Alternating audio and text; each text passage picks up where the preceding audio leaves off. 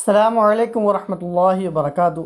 حضرات محترم، آج کی اس ویڈیو کے اندر ہم تعویذات کے حوالے سے گفتگو کریں گے کہ جیسے میں ابھی انٹرنیٹ پر بہت زیادہ دیکھ رہا ہوں کہ جس کو دیکھو کہ جس کو قرآن و حدیث کے بارے میں عطا پتہ تک نہیں ہے وہ لوگ بھی تعویذات کو شرکیہ کہتے ہوئے نظر آ رہے ہیں، اور میں تو ایسوں کو دیکھ رہا ہوں کہ ان کے مولوی، ان کے مفتی، ان کے جو علماء ہیں وہ تو اس تعویذ کو جائز قرار دے رہے ہیں، اور ان کے ماننے والے وہ ہیں کہ جو تعویذات کو شرک کہتے ہوئے نظر آ رہے ہیں۔ تو حضرات محترم، ہم انہی کے علماء کی زبانی سنیں گے کیا واقعی تعویذات پہننا شرک ہے یا ناجائز و حرام ہے۔ پہلے آئیے ہم وہ ویڈیو دیکھتے ہیں، پھر انشاءاللہ اس کے اوپر ہم گفتگو کریں گے۔ میرے دوستو، تعویذ کیا ہے؟ پہلے یہ دیکھیں کہ تعویذ کا تعلق دنیا سے ہے یا آخرت سے؟ کیا آج تک کسی نے اس طرح تعویذ لیا کہ مجھے تعویذ دے دو تاکہ قبر میں فرشتوں کو جواب دے سکوں؟ سنا ہے ایسا تعویذ؟ یہ مجھے تعویذ دے دو تاکہ میں جنت پہنچوں، جہنم سے بچ جاؤں؟ کسی نے لیا تعویذ؟ تعویذ کیوں لیتے؟ میرا بچہ میرا کہنا مان لے، بیوی لیتی ہے خاوند مان لے، خاوند لیتے ہے بیوی مان لے، کاروبار ٹھیک ہو جائے، یہی ہے نا؟ تو اس کا معنی ہے یہ دوائیوں والا علاج ہے۔ علاج ہے بھائی، وہ تعویذ سے کرا لو جو دوائیوں سے کرا لو، تو علاج سے اس کا تعلق ہے، اسلام سے اس کا تعلق نہیں۔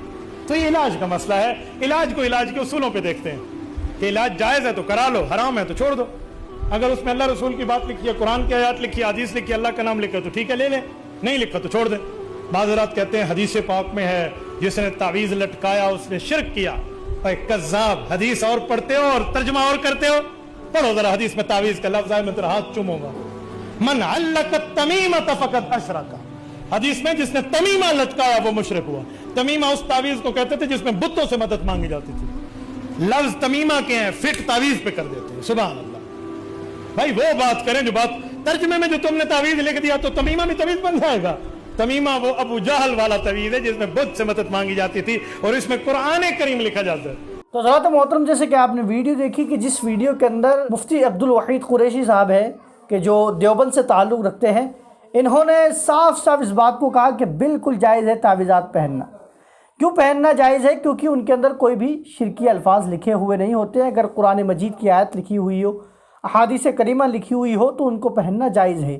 اب انہوں نے یہ والی بات بھی بتا دی کہ جو شرک کے تعویذات ہیں وہ کون سے ہیں، اور حضرات محترم یہ بات بھی بتا دی کہ جس کی بنیاد پر شرک کہا جاتا ہے کہ حضور علیہ الصلوۃ والسلام کی حدیث ہے کہ جس نے تمیمہ لٹکایا اس نے شرک کیا۔ یہ مفتی صاحب نے بھی یہ والی بات کہی کہ تمیمہ کا لفظ اور ہے، تعویذ کا لفظ اور ہے۔ اب حضرات محترم، دھوکہ دھڑی کہاں ہوئی وہ سمجھیے کہ جو تمیمہ کا جو لفظ ہے، اس لفظ کا جو ترجمہ کیا ہے بدعقیدوں نے، وہ کیا کر دیا؟ تعویذ کر دیا۔ حالانکہ تمیمہ کا معنی وہ نہیں ہے جو وہ بدعقیدے کرتے ہوئے نظر آ رہے ہیں۔ تمیمہ وہ ہوا کرتا تھا جو مکہ کے جو کافر اور مشرک تھے وہ لوگ جو کیا کرتے تھے، وہ تمیمہ کہلاتا تھا۔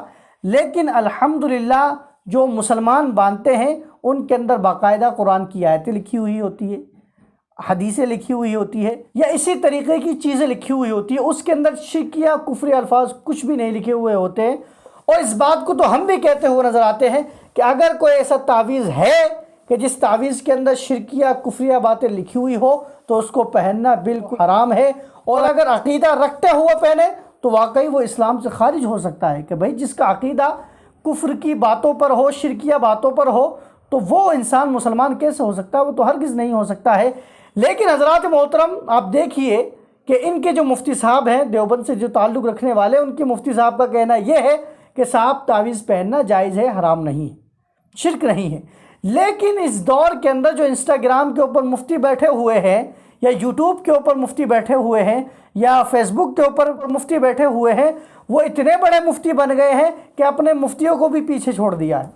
یعنی ان کے مفتی چیخ چیخ کر اس بات کو کہہ رہے ہیں کہ صاحب تعویذ پہننا جائز ہے، شرک نہیں ہے، آدمی تعویذ پہننے سے مشرک نہیں ہوتا ہے، لیکن وہ بغیر سوچے سمجھے شرک کا فتویٰ لگاتے ہوئے نظر آ رہے ہیں، کفر کا فتویٰ لگاتے ہوئے نظر آ رہے ہیں۔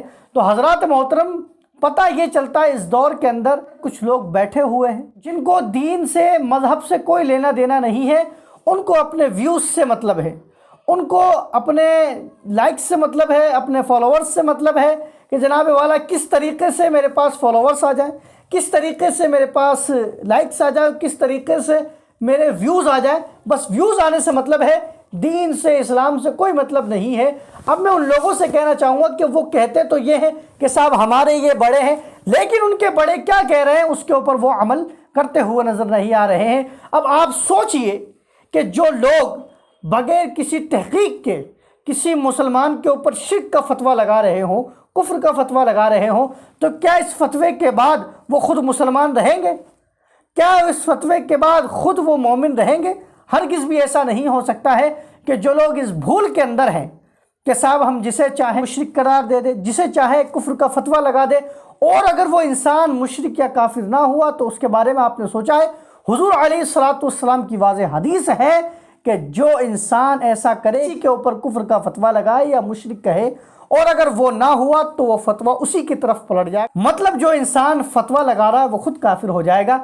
تو حضرات محترم ہمیں یہ سمجھنا چاہیے، الحمدللہ تعویذات پہننا بالکل جائز ہے، اس میں کوئی بھی کفریہ شرکیہ والی بات نہیں ہے۔ بس اس بات کا خیال رکھنا ہے کہ جس سے ہم تعویذ لے رہے ہیں کیا وہ ایمان والا ہے، کیا وہ سچا مسلمان ہے، کیا وہ حضور کا غلام ہے۔ تو اگر اس شخص کے اندر یہ ساری باتیں پائی جاتی ہے تو اس شخص سے آپ تعویذ لے سکتے ہیں اور پہن سکتے ہیں۔ واللہ تعالی عالم۔ السلام علیکم ورحمۃ اللہ وبرکاتہ۔